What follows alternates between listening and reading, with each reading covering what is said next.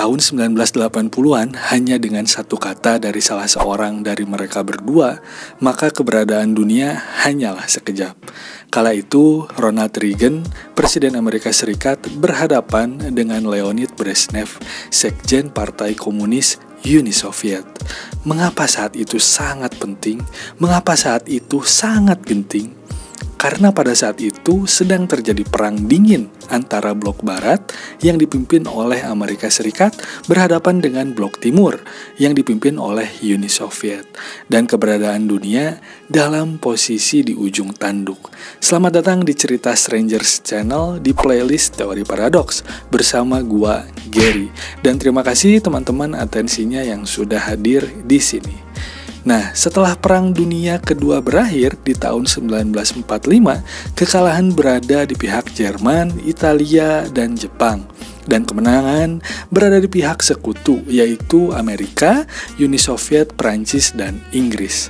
Maka berikutnya malah terjadilah persaingan dari dua negara adidaya yang semula bersatu dalam satu kubu, yaitu Amerika Serikat dan Uni Soviet. Dan di sini ada warga Indonesia yang turut serta berpartisipasi dalam peperangan tersebut. Siapa saja orang-orang ini? Kita simak selengkapnya.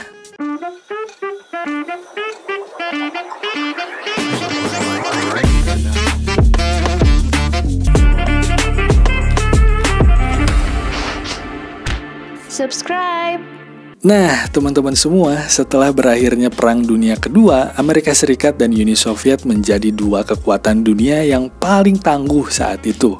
Kedua negara raksasa ini kemudian bersaing dalam segala hal, karena memang ideologi keduanya sungguh sangat berbeda. Maka terjadilah perang dingin antara mereka, didukung oleh kubunya masing-masing ya. Perang dingin ini dimulai pada tahun 1947 ketika Amerika Serikat memberikan bantuan ekonomi dan militer kepada Yunani dan Turki untuk mencegah mereka jatuh ke pihak Uni Soviet.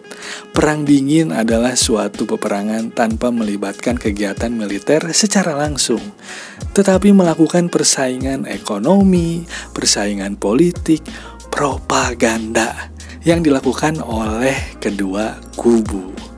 Kubu Barat dipimpin oleh Amerika Serikat dengan negara-negara pendukungnya. Nah, diantaranya ada Belanda, ada Inggris, Jerman Barat, Prancis, Spanyol, Itali. Ini semua membentuk kelompok dengan nama NATO. NATO ini atau Fakta Pertahanan Atlantik Utara, itu sebutannya. Nah, kubu Barat ini berhadapan dengan kubu Timur yang dipimpin oleh Uni Soviet dengan negara-negara pendukungnya.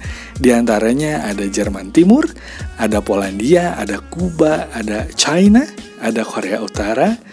Yang ini semua membentuk kelompok dengan nama Fakta Warsawa. Perang dingin adalah sesuatu yang sangat ditakuti oleh seluruh masyarakat di dunia karena dampaknya dikhawatirkan akan memicu terjadinya Perang Dunia Ketiga yang akibatnya akan luar biasa rungkat ya teman-teman semua.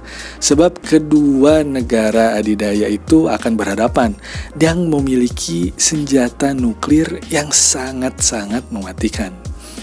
Kekuatan kedua kubu ini telah menjadi perbincangan di masyarakat.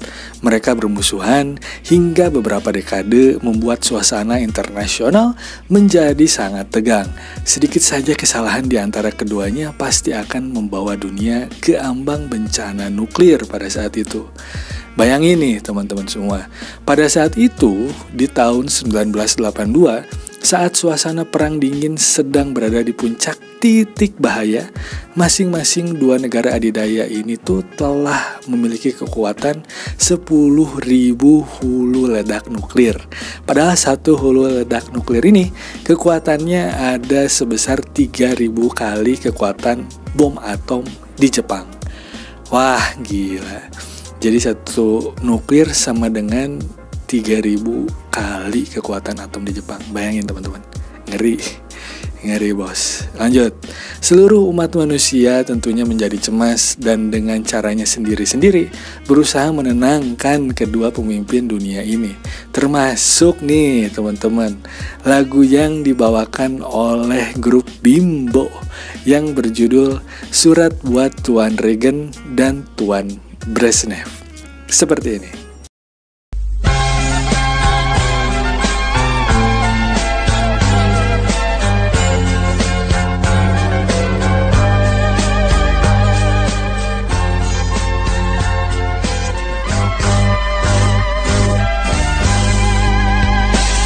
Yang mulia Tuan Reagan dan Tuan Brezhnev. Nah, lagu ini mendapat respon dan penghargaan dari kedua pemimpin dunia tersebut. Nah, dampak dari Perang Dingin itu tentu saja memiliki pengaruh terhadap Indonesia yang pada akhirnya memilih gerakan non-blok bersama lebih dari 100 negara lainnya di dunia. Apa sih gerakan non-blok itu? Gerakan non-blok itu bersifat netral atau tidak berpihak kepada salah satu negara adidaya yang sedang berhadapan satu sama lain itu. Nah, tahun 1982, Brezhnev meninggal dunia dan digantikan oleh Yuri Andropov. Lalu Konstantin Chernenko yang dua-duanya juga meninggal dunia. Maka pengganti berikutnya adalah Mikhail Gorbachev. Dan disinilah terjadinya perubahan yang sangat luar biasa.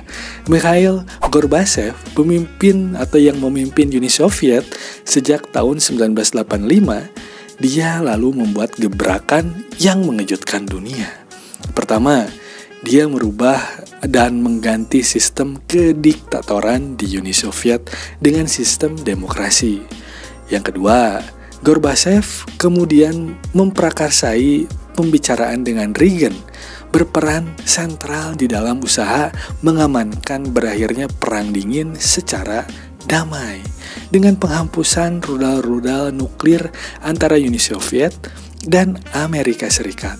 Nah, akhirnya secara dramatis dan berangsur-angsur kedua negara adidaya ini mengurangi keberadaan persenjataan nuklir mereka dan membuka jalan terjadinya perdamaian dunia. Karena gebrakannya ini, Gorbachev telah menyelamatkan dunia.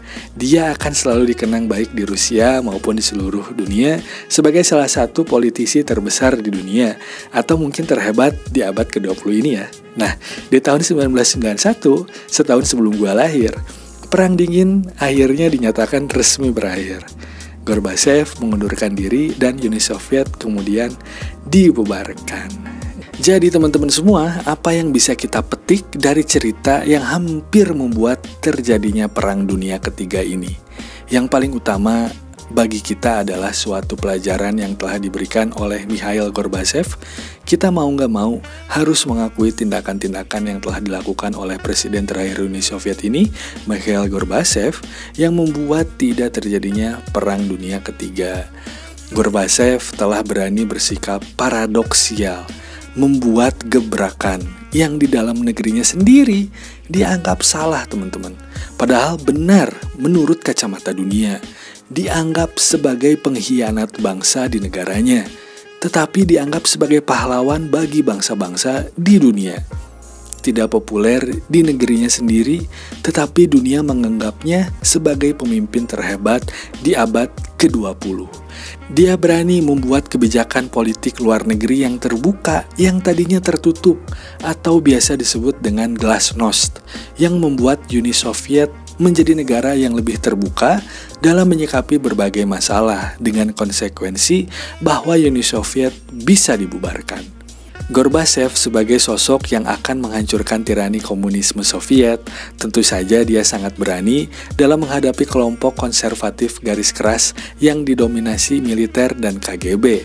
Semua yang dilakukannya adalah demi perdamaian dunia dan menyatukan kembali Jerman Barat dan Jerman Timur dengan meruntuhkan tembok Berlin.